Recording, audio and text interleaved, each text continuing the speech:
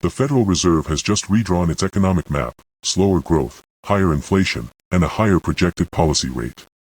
Now the next U.S. jobs report can confirm that map, or force markets to redraw it again. The report may look like a simple score, strong or weak. But stocks, treasury yields, and the dollar can read the same number differently. Which is why treating payrolls as a secret signal that guarantees the next trade is misleading.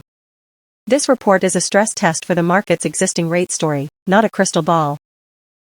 Today we will build the reaction map before the number arrives, so the headline cannot distract us from the mechanism underneath. Start with the structure. The Federal Reserve's June projections described an economy with slower growth than officials expected in March, but much higher inflation. The median projection put unemployment at 4.3% at the end of this year and the federal funds rate at 3.8%. That matters because the market is not judging employment in isolation. A resilient labor market can give the Fed more time to keep policy tight while it watches inflation. But resilience is not the same as uniform strength. The May report showed 172,000 payroll jobs. The unemployment rate held at 4.3%. Yet participation stayed at 61.8%, and long-term unemployment was higher than a year earlier. Think of payrolls as the large city name on a map. It gets your attention, but participation, wages, hours, and revisions reveal the road conditions underneath. Now build the mechanism chain. Employment affects income and demand. Demand affects the inflation outlook. The inflation outlook affects expected Fed policy. And expected policy moves Treasury yields, the dollar, and equity valuations.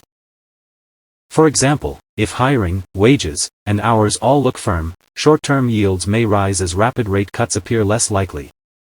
If the dollar strengthens too, two markets are reading the same map.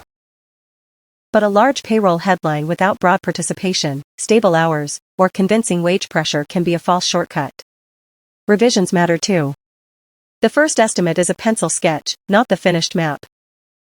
That gives us our first rule: do not stop at payrolls. Check unemployment, participation, average hourly earnings, the workweek, and revisions. Next comes the cross-asset reaction map. Treasury yields are the first checkpoint. If the report strengthens the higher for longer story, short-term yields should usually react more directly than stocks. The dollar is the second checkpoint because expected rate differences influence currency demand. Equities are more complicated.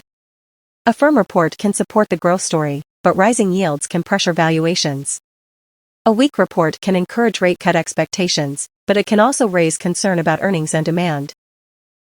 Imagine yields and the dollar rising after a firm report while technology stocks fall under higher discount rates. That is one message traveling through three different channels. Watch for agreement. Yields, the dollar, and rate-sensitive stocks moving together suggest a cleaner policy interpretation. Watch for disagreement. If stocks jump but yields refuse to confirm, or the dollar reverses the first move, the headline may have produced emotion without a durable mechanism. The June employment report is scheduled for Thursday, July 2nd, at 8:30 a.m. Eastern Time. Before it arrives, we can define three scenarios without pretending to predict the result. Scenario 1 is broad strength, solid payrolls, steady unemployment, firm wages, and supportive revisions. That would test whether markets can absorb a more restrictive rate path. Scenario 2 is broad cooling, weaker hiring, softer wages or hours, and deterioration across household measures. That would test whether rate cut expectations reflect healthy disinflation or rising growth risk. Scenario 3 is the messy middle, a strong headline with weak internals, or a weak headline with upward revisions. That is where the reaction map becomes more valuable than the headline. The invalidation condition is simple. If the expected move in yields or the dollar fades quickly, the market is rejecting the first interpretation. Do not force the opening reaction to become the final story. So the jobs report is not a verdict on the economy. It is a new layer added to the market's policy map. Confirmation comes from breadth inside the report and agreement across yields, the dollar, and equities. Invalidation comes from weak internals, conflicting assets, or a first move that cannot hold. On July 2nd, the most useful question will not be, was the number good or bad? It will be, which mechanism did the market confirm, and which part of the map changed? That is the experiment. Subscribe for the next Weekend Lab, and follow the Daily Market Notes at Market Validation Lab on X.